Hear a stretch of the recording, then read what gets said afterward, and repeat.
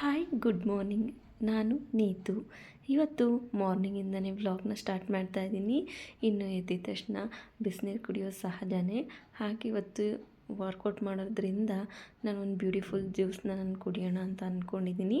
ಅದಕ್ಕೋಸ್ಕರ ಇವತ್ತು ಬೂದುಗುಂಬಳಕಾಯಿ ಜ್ಯೂಸನ್ನ ಮಾಡ್ಕೊಂಡು ಕುಡಿತಾ ಇದ್ದೀನಿ. ಬೂದುಗುಂಬಳಕಾಯಿ ಜ್ಯೂಸ್ ತುಂಬಾ ಹೆಲ್ತಿಗೆ ತುಂಬಾ ಒಳ್ಳೆಯದು. ಹಾಗೆ ನಮ್ಮ ವೆಯ್ಟ್ ಲಾಸ್ ಮಾಡಲಿಕ್ಕೆ ಕೂಡ ತುಂಬಾ ಒಳ್ಳೆಯದು ಅಂತಲೇ ಹೇಳ್ಬೋದು. ನಾನಂತೂ ಫಸ್ಟ್ ಟೈಮ್ ಕುಡಿಯೋದ್ರಿಂದ ಹೇಗೆ ಅನಿಸುತ್ತೆ ಅಂತ ನಿಜವಾಗ್ಲೂ ಗೊತ್ತಿಲ್ಲ.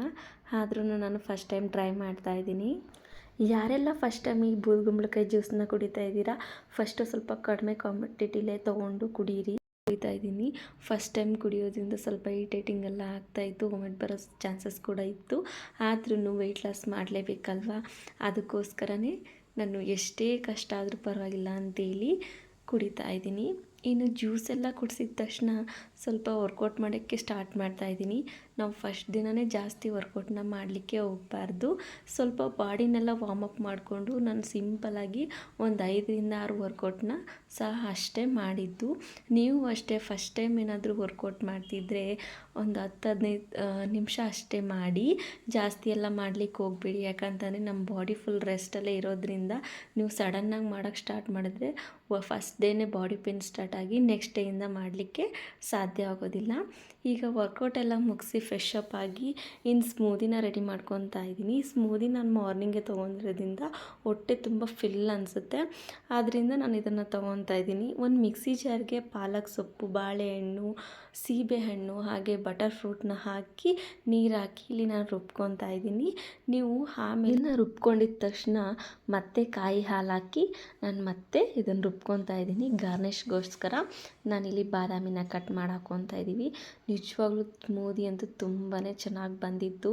ನೀವು ಒಂದು ಟೈಮ್ ಟ್ರೈ ಮಾಡಿ ನೋಡಿ.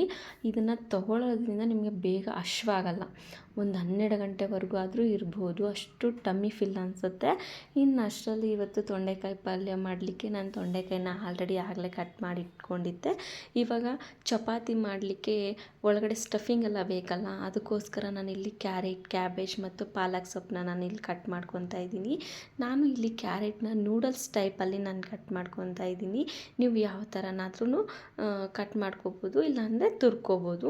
ಹಾಗೆ ನಾನು ಈರುಳ್ಳಿನ ಒಂದು 3 ಈರುಳ್ಳಿನ ರೌಂಡ್ ಶೇಪಲ್ಲಿ ಕಟ್ ಮಾಡಿಕೊಂಡು ಅದನ್ನು ರಿಂಗ್ಸ್ ಟೈಪಲ್ಲಿ ಅದನ್ನ ಬಿಡಿಸಿಟ್ಕೊತಾ ಇದ್ದೀನಿ. ಇನ್ನು ಚಪಾತಿ ಹಿಟ್ಟನ್ನು ಸಹ ಕಲಸಿಟ್ಕೊಂಡಿದ್ದೀನಿ. ಇದನ್ನು ನೀವು ಫಸ್ಟೇ ಕಲಸಿಟ್ಕೊಂಡು ಒಂದು 15 ನಿಮಿಷ ನೆನೆಸಿಟ್ರೆ ತುಂಬಾ ಚಪಾತಿ ಚೆನ್ನಾಗಿ ಬರುತ್ತೆ. ಇನ್ನು ಬಾಣಲಿಗೆ ಎಣ್ಣೆನ ಹಾಕಿ, ಸಾಸಿವೆ ಹಾಕಿ, ಈರುಳ್ಳಿ, ಕರಿಬೇವನ್ನ ಹಾಕಿ ಹುರ್ಕೊತಾ ಇದ್ದೀನಿ. ಅದು ಹಸಿ ಸ್ಮೆಲ್ ಹೋಗೋವರೆಗೂ ಹುರ್ಕೊಂಡ್ರೆ ಸಾಕು. ಇನ್ನು ಹಾಗೆ ತೊಂಡೆಕಾಯಿನೂ ಅಷ್ಟೇ ಇಲ್ಲಿ ಹಾಕ್ಕೊಂಡು ಮತ್ತು ಸ್ವಲ್ಪ ಉಪ್ಪನ್ನು ಹಾಕಿ ಹುರ್ಕೊತಾ ಇದ್ದೀನಿ. ಇನ್ನು ಗರಂ ಮಸಾಲ, ಜೀರಿಗೆ ಮಸಾಲ ಹಾಗೆ ರೆಡ್ ಚಿಲ್ಲಿ ಪೌಡರ್ನು ಸಹ ನಾನು ಇಲ್ಲಿ ಹಾಕ್ಕೊತಾ ಇದ್ದೀನಿ. ಇದನ್ನು ಸಹ ಹಾಕಿ ಒಂದು 5 ನಿಮಿಷ ಹುರ್ಕೊತಾ ಇದ್ದೀನಿ. ಹುರಿದಿದ ತಕ್ಷಣ ಸ್ವಲ್ಪ ನೀರನ್ನು ಹಾಕಿಬಿಟ್ಟು ಹಾಗೆ ಕಾಯಿನ ಹಾಕಿ ಫ್ರೈ ಮಾಡಿದ್ರೆ ತುಂಬಾ ಅದ್ಭುತವಾಗಿ ಬರುತ್ತೆ. ನೀವು ಒಮ್ಮೆ ಟ್ರೈ ಮಾಡಿ ನೋಡಿ. ಆಮೇಲೆ ಫೈನಲಿ ಇನ್ನು ಕೊತ್ತಂಬರಿ ಸೊಪ್ಪನ್ನು ಹಾಕಿದ್ರೆ ತೊಂಡೆಕಾಯಿ ಪಲ್ಯ ರೆಡಿ. ಇನ್ನು ಚಪಾತಿ ಮಾಡಲಿಕ್ಕೆ ಇನ್ನು ಆಲ್ರೆಡಿ ಒತ್ತಕ್ಕೂ ಸ್ಟಾರ್ಟ್ ಮಾಡಿದ್ದೀನಿ. ಹಾಗೆ ಅಷ್ಟರಲ್ಲಿ ತವಾನು ಸಹ ಬಿಸಿಯಾಗಿತ್ತು. ಇನ್ನು ಚಪಾತಿನೆಲ್ಲ ಬೇಯಿಸ್ಕೊಂಡ್ಬಿಡ್ತೀನಿ, ಒಟ್ಟಿಗೆ ಬೇಯಿಸ್ಬಿಡ್ತೀನಿ. ನಾನು ಒಂದೊಂದಾಗೇ ಈ ಕಡೆ ಒತ್ಕೊಂಡು ಒಂದೊಂದು ಮಾಡ್ಕೊಳ್ಳಿಕ್ಕೆ ಹೋಗಲ್ಲ. ಒಂದೇ ಸಲ ಒತ್ಬಿಟ್ಟು ಎಲ್ಲ ಬೇಯಿಸ್ಕೊಂಡು ಬಿಡ್ತೀನಿ. ಈ ಚಪಾತಿ ಅಂತೂ ನೀವು ತಿನ್ನಲೇಬೇಕು. ಯಾಕಂತಂದರೆ ವೆಯ್ಟ್ ಲಾಸ್ ಮಾಡಲಿಕ್ಕೆ ತುಂಬಾ ಯೂಸ್ಫುಲ್ ಅನಿಸುತ್ತೆ.